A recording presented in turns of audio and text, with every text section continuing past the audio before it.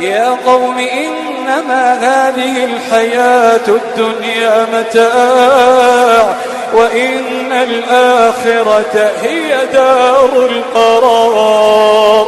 يا قوم إنما هذه الحياة الدنيا متاع وإن الآخرة هي دار القرار.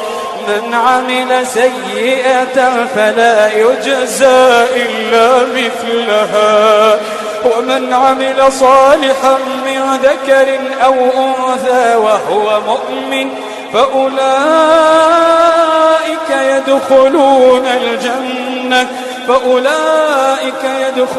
الجنة يرزقون فيها بغير حساب.